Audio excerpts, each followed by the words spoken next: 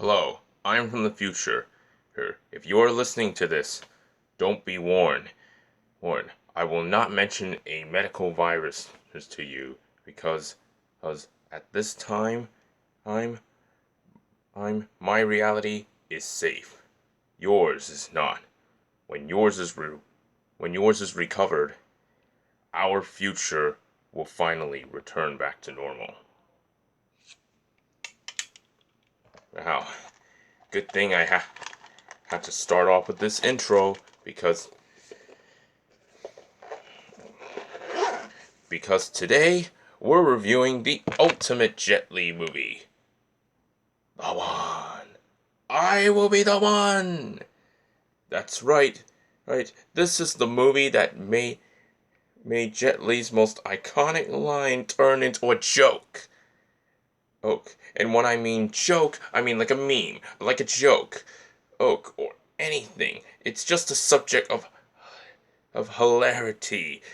You know, like how in my Mulan review I mentioned with Outcast, Hayden Christensen smooching Liu Yafei.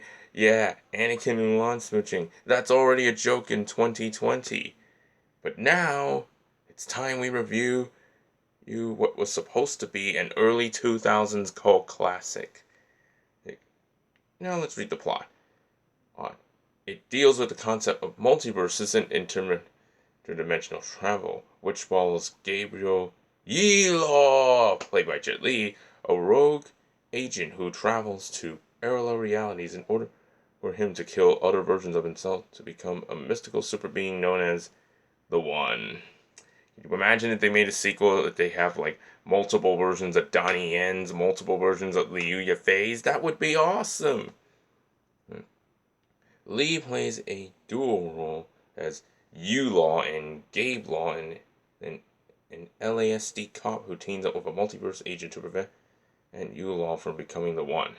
Now I gotta say, the movie had what the Jet Li genre was going for, or namely the recycling of a co-star, yes, Jason Statham, who I mentioned in War, or the CG effects, X, director James Wan, and of course, not to mention Trevor Rabin's awesome soundtrack.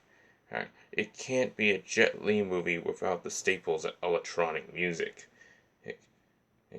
And and the movie came out on home video in summer 2002, but released in theaters in Christmas 2001. This is back when movies had their home video releases a year after the movie comes out. And yeah, now we're getting home video releases quicker, and then the pandemic happens. Like, you know what? Let's put it on home video as much as possible. The reason why this movie is so important is because Jason Statham and Jet Li were together in this for the first time before we got War.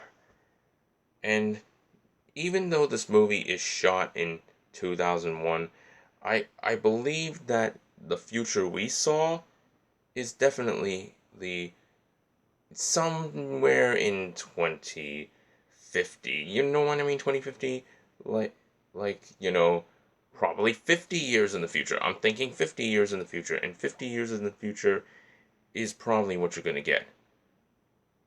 Bottom line, it's a fun movie. And while it's not as great as, you know, War, I feel like it's definitely a better. I feel like War is a better movie than this. But for now, uh, in order to tease my review for the Forbidden Kingdom, it's time we put on the ending course of one of my favorite Liu Yafei songs. Hit it.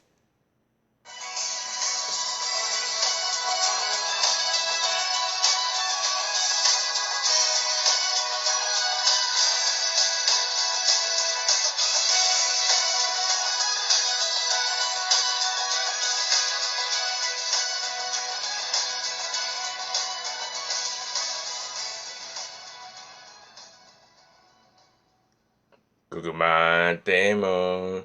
Kirinani no.